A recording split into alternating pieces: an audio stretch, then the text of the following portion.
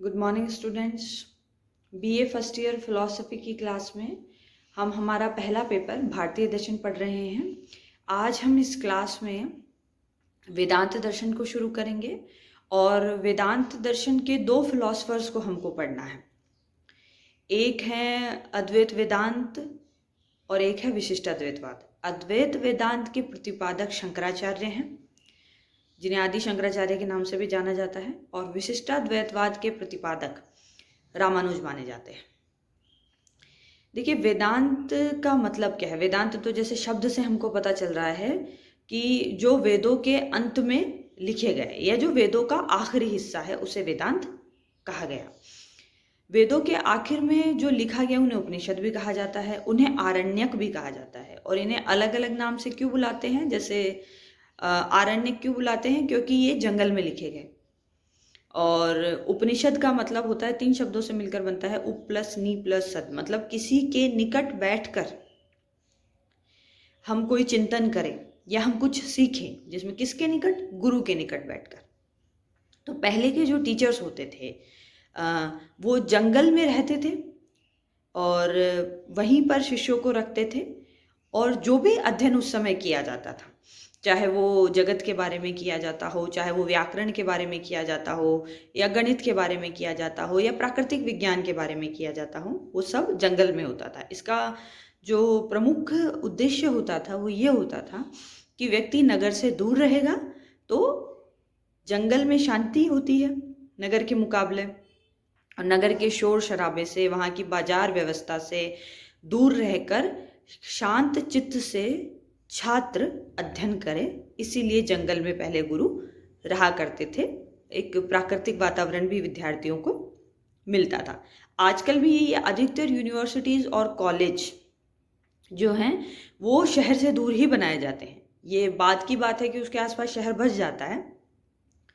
तो जो वेदांत दर्शन है वो जिस पर आधारित है वो उपनिषद है, और उपनिषदों की संख्या के बारे में मतभेद है। कोई कहते हैं 108 है, कोई कहते हैं 112 है, कोई कहते हैं कि 100 है। लेकिन जितने उपलब्ध हैं आज वो 10 से लेकर 12 उपनिषद तक उपलब्ध हैं लिखित में। उपनिषदों में जैसे मैंने बताया कि उपनिषदों की संख्या 108 या उससे ज़्यादा मानी गई है। तो उपनिषदों में अलग अलग विषय पर विचार किया गया है। किसी में जगत के बारे में विचार है, तो किसी में आत्मा के बारे में विचार है, किसी में ईश्वर के बारे में विचार है, तो उस ईश्वर को ब्रह्म कहा गया है, उसके बारे में विचार है। उपनिषदों के विषय अलग अलग है। कहीं पर प्रकृति के बारे में भी विचार आपको मिलेगा, कहीं पे ब्रह्मांड के जो तत्व हैं उनके बारे में विचार आपको मिलेगा।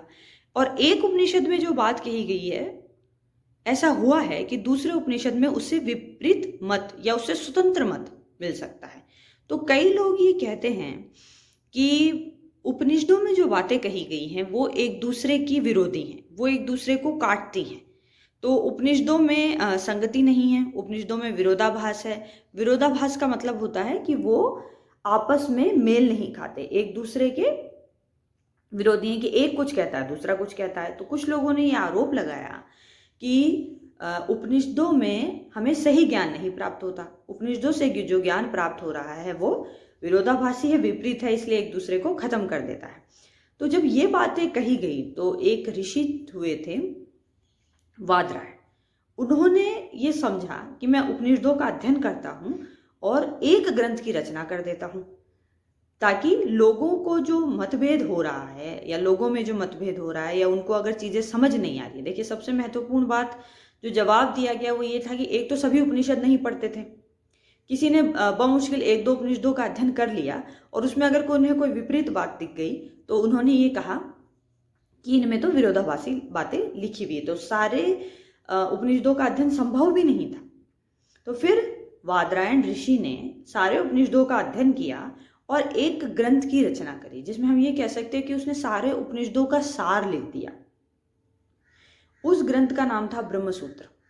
लेकिन वो ग्रंथ इस तरह लिखा गया कि सार लिखने के चक्कर में बहुत जटिल हो गया। एक तरीके से जब हमारे जितने भी आस्तिक दर्शन हैं वो सूत्र के रूप में लिखे गए हैं। सूत्र मतलब किसी बात को एक कथन में कह देना, और फिर जब हम उसकी व्याख्या करेंगे तो उसमें बहुत सारे नए नए अर्थ निकलते हैं।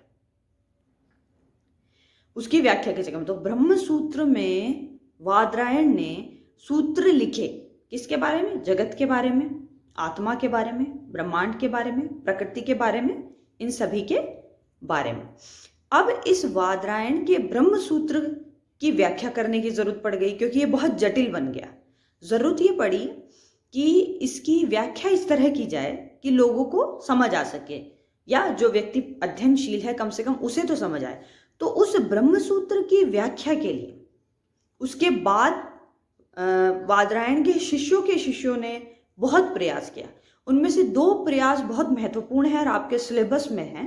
तो वो है, शंकराचार्य ने उस ब्रह्म सूत्र की व्याख्या करते हुए अद्वैत वेदांत दर्शन की स्थापना की, और उसी ब्रह्म सूत्र की व्याख्या करते हुए उसमें जरा फेर करके अपना एक अलग विचार रखते हुए रामानुज ने विशिष्टाद्वैतवाद दर्शन की स्थापना की। तो ये मूल है कि ये दोनों दर्शन की उत्पत्ति कहाँ से होती है। अब हम नेक्स्ट क्लास में ये देखेंगे कि अद्वैत वेदांत दर्शन में शंकराचार्य किन किन विषयों पर बात करता है और ब्रह्म सूत्र को उसने किस तरीके से सरल बनाया। थैंक्स।